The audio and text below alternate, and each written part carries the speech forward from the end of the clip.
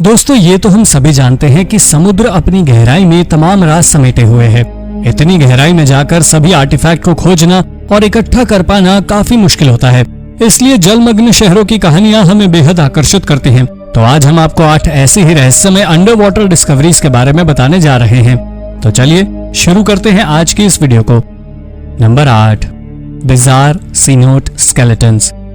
Mexico के cenote उन सभी टूरिस्ट के लिए आकर्षण का केंद्र है जिन्हें स्कूबा डाइविंग करना पसंद है। ये डाइवर्स को ऐसा महसूस करवाते हैं जैसे वो एक अलग ही दुनिया में आ गए हों। पुरातत्वविदों को यहाँ से मनुष्यों के कई कंकाल और स्कल्स मिले हैं। एक्सपर्ट्स का कहना है कि ये जगह माया लोगों के द्वारा सैक्रिफिशियल ऑफरिंग्स के लिए प्रयोग की जाती थी। सीनोट्स नाम की ये जगह इसके आसपास रहने वालों के लिए पानी का प्रमुख सोर्स थी। 2014 में 2 क्यूरियस स्कूबा डाइवर्स ने इन्हें खोजा। हालांकि इस खोज ने जितने सवालों के जवाब नहीं दिए हैं, उससे कहीं अधिक सवाल खड़े कर दिए हैं। इन कंकालों के साथ ज्यादा किसी आर्टिफैक्ट्स ना मिलने की वजह से एक्सपर्ट्स का मानना है कि ये जगह बलि देने के लिए प्रयोग की जाती थी। इसके अलावा उन्हें यह भी नहीं पता कि ये लोग उच्च समुदाय के लोग थे या किसी आम तबके के। कुल मिलाकर ये साइट आर्कियोलॉजिस्ट के लिए रहस्य बनी हुई है। Number 7, the San Jose galleon. 1708 में कार्टागेना के तट पर खजाने से भरा एक बड़ा शिप स्पेन की ओर लौटते समय एक दुर्घटना में फंस गया। असल में द सैन ह्योजे गैलियन पर ब्रिटिश फोर्सेस ने खजाने को लूटने के लिए हमला किया था। ब्रिटिश ने 3 बार गैलियन को हथियाने की कोशिश की थी, लेकिन वो कामयाब नहीं हुए थे और आखिरकार ये जलकर नष्ट हो गया।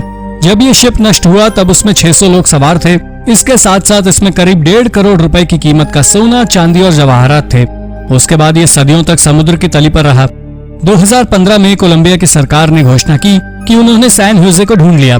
4 मीटर लंबा ये वेसल समुद्र तल से 6 किलोमीटर की गहराई पर था, जबकि ओरिजिनल सैल्वेज कंपनी ने दावा किया कि उन्होंने इस शिप को 1980 के दौरान खोजा था। जबकि स्पेन का कहना था इस शिप को भले ही किसी ने भी खोजा हो, लेकिन चूंकि ये शिप स्पेन का था तो इस अवशेष पर भी उसी का अधिकार होगा। इसी बहस के चलते अभी तक इसे बाहर नहीं निकाला गया है और लुटेरों से बचाने के लिए इसकी लोकेशन को सीक्रेट रखा गया है। Number 6, under water city of Shicheng. Shicheng को पूर्व का एटलांटिस भी कहा जाता है। ये इंपीरियल चाइना की बेहद रोचक और रहस्यमय साइट है। इस शहर की सबसे कमाल की बात यह है कि यह आज भी बहुत अच्छी तरह प्रिजर्व्ड है। जीजियांग प्रांत के कियांडियो लेक के अंदर स्थित यह शहर लगभग 40 मीटर गहराई में स्थित है। इसका आर्किटेक्चर मिंग और क्विंग वंश के समय के स्टोन आर्किटेक्चर से मेल खाता है। चीन में इन वंशों का शासनकाल 1368 से 1912 तक का था। जलमग्न हो चुका यह शहर इतना मैजेस्टिक है कि इसके अंडर वाटर कॉम्प्लेक्स को मैंडरिन का लायन सिटी भी कहा जाता है। 1959 में इसे एक डैम और हाइड्रो इलेक्ट्रिक पावर स्टेशन बनाने के लिए जानबूझकर जलमग्न कर दिया गया। उस समय इस शहर में लगभग 300,000 लोग रहा करते थे, जिन्हें इस हाइड्रो इलेक्ट्रिक पावर स्टेशन के निर्माण की वजह से विस्थापित होना पड़ा। कुछ फैमिलीज तो सैकड़ों सालों से यहाँ रहा करती थी, लेकिन उनके पास इस जगह को छोड़कर जाने के अलावा कोई और चॉइस नहीं थी।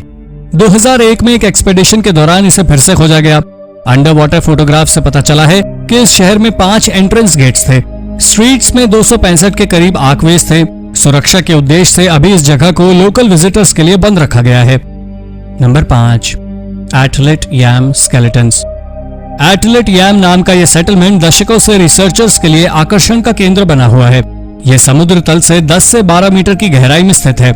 इसे सबसे पहले इहुड गलीली नाम के एक मरीन आर्कियोलॉजिस्ट ने 1984 में खोजा था और उसके बाद से यहाँ पर खोज कार्य लगातार जारी है, जिसमें कई रोचक और आकर्षक चीजें सामने आई हैं। ये अवशेष 7000 BC के समय के हैं और रेत की वजह से परफेक्टली प्रिजर्व थे। इसके अंदर एक्सकेवेटर्स को कुल 17 साइट्स मिली हैं, जिनमें से 13 नियोलिथिक साइट्स हैं। यहाँ पर 7 मेगालिथ स्टोन्स एक सेमी सर्कल के शेप में अरेंज्ड हैं। इनमें से हर एक स्टोन का वेट लगभग 600 किलोग्राम होगा। इनको देखकर ऐसा लगता है कि शायद इन्हें किसी वाटर रिचुअल के लिए इस्तेमाल किया जाता था। यहाँ बहुत से स्टोन्स, फ्लिंट्स, वुड आर्टिफैक्ट्स भी मिले हैं। कमाल की बात यह है कि ये सभी आर्टिफैक्ट्स अच्छी तरह संरक्षित हैं। ऐसा माना जाता है कि 8500 साल पहले एक सुनामी की वजह से ये शहर जलमग्न हो गया, लेकिन मेगालिथिक स्टोन्स के सीधे खड़े होने की वजह से कुछ साइंटिस्ट इस थ्योरी को रिजेक्ट कर देते हैं। उनका मानना है कि ग्लेशियर्स के पिघलने की वजह से ये शहर जलमग्न हुआ और इस शानदार शहर के अंत की कहानी पुरातत्वविदों के लिए भी रहस्य बनी हुई है। नंबर 4, फैनागोरिया। 543 BC में प्राचीन ग्रीक लोगों द्वारा एशिया माइनर, जो कि आज के समय का टर्की, उसमें युद्ध के समय खोजा गया शहर फैनागोरिया टामेजुला, जो कि आज के समय का रूस का कोस्टल सेटलमेंट है। 190 के एकड़ के क्षेत्र में फैला यह शहर ब्लैक सी पर स्थित सबसे इन्फ्लुएंशियल सेटलमेंट था। फैनागोरिया में कई बार हमले किए गए, लेकिन रोमन एम्पायर के प्रति इनकी ईमानदारी और समर्पण की वजह से हर बार इसके दुश्मनों को इसे जीत पाना मुश्किल रहा।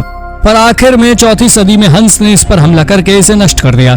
10वीं सदी तक फैनागोरिया ने फिर से उबरने का प्रयास किया और उसके बाद इसके अवशेषों पर नया शहर बस गया। 16वीं सदी में इस शहर का 1/3 हिस्सा समुद्र में डूबा हुआ खोज लिया गया।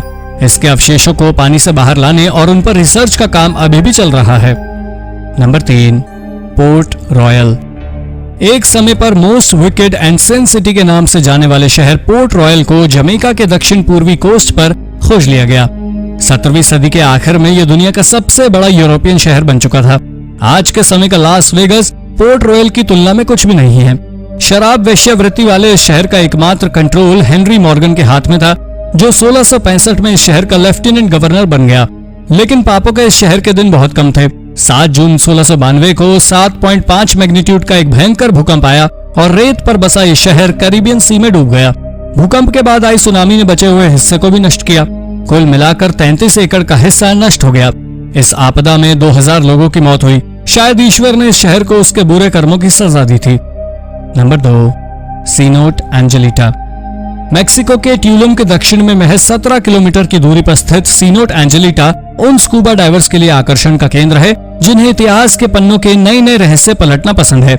यहाँ पर कई सिंक होल्स और केव्स हैं। असल में सालों पहले यह जगह माया लोगों की वर्शिप प्लेस थी, लेकिन आज लगभग 61 मीटर गहराई में फैली इस जगह पर जाना वाकई बहादुरी का काम है, क्योंकि यह जगह वास्तव में किसी घने जंगल से कम नहीं। यह जगह आपको ऐसे नजारे दिखा देगी जिनके बारे में आपने कभी नहीं सोचा होगा। शायद सुनकर आप विश्वास न करें, लेकिन यह सच है कि यहाँ पर एक अंडर वाटर रिवर है। आपको आश्चर्य हो रहा होगा कि ऐसा कैसे हो सकता है, तो आपको बता दें कि इसकी शुरुआत सीनोट के निर्माण से ही हुई। जब लाइमस्टोन बेडरॉक कोलैप्स हुआ तो समुद्र में डूबकर ये एक पिट बन गया, जो कि किसी रेजर्वोयर जैसा बन गया, और ये रेजर्वोयर फ्रेश वाटर और सॉल्ट वाटर से भरा हुआ था। पानी के अंदर उपस्थित ऑर्गेनिक मटेरियल जैसे कि पौधे आदि के डिकम्पोज होने से हेलोसिलीन की एक लेयर बन गई। इसे आप किसी बादल जैसा समझ सकते हैं, लेकिन यह बादल हाइड्रोजन सल्फाइड का बना हुआ था, जो इस फ्रेश वाटर को समुद्र के सॉल्ट वाटर से अलग रखती है। सुनने में यह आपको किसी जादुई नदी जैसा लगा होगा, पर असल में ऐसा साइंटिफिक फिनोमिनन की वजह से होता है। तो समुद्र के अंदर डूबी इस नदी के बारे में आपके क्या विचार हैं? हमें कमेंट करके जरूर बताएं। Number 1, Pavlopetri. Pavlopetri 3rd millennium BC से 1100 बीसी के बीच बसा लगभग 5000 वर्ष पुराना एक शहर था। यह ग्रीस का सबसे पुराना जलमग्न शहर है। यह दुनिया की सबसे पुरानी साइट्स में से एक है। ओशिनोग्राफर निकोलस फ्लेमिंग ने 1967 में इस शहर को खोजा था। उसके बाद निकोलस ने अपने कुछ मित्रों और पुरातत्वविदों के साथ दोबारा साइट पर जाकर इसके बारे में जानकारी इकट्ठी करनी चाहिए। उन्होंने पानी के अंदर जाकर इस शहर का नक्शा बनाया, जिसमें बिल्डिंग्स, सड़कें आदि थे। इसके बाद अन्य खोजों के दौरान इस साइट से 1000 से भी अधिक अवशेष प्राप्त हुए हैं। पुरातत्वविदों का कहना है ये शहर अपने समय में व्यापार का केंद्र रहा होगा। भूकंप के कारण इसका विध्वंस हुआ और फिर ये जलमग्न हो गया। तो दोस्तों, ये थी पानी के अंदर हुई 8 रोचक और रहस्यमय खोजें। इनमें से कौन सी खोज आपको सबसे रोचक लगी? अपना जवाब हमें कमेंट करके जरूर बताएं, और ऐसी ही अन्य रोचक जानकारियों के लिए हमारे चैनल को सब्सक्राइब करना ना भूलें। धन्यवाद।